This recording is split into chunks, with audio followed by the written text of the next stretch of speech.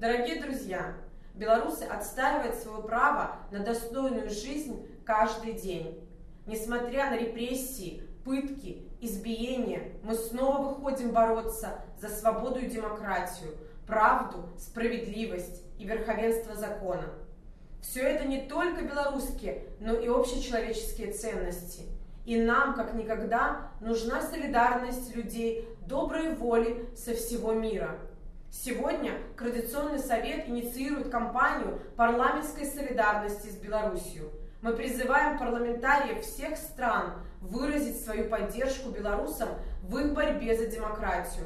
Неважно, из какой вы страны, из какой части мира – Германия, Англия, Швеция, Россия, Соединенные Штаты, Грузия, Япония.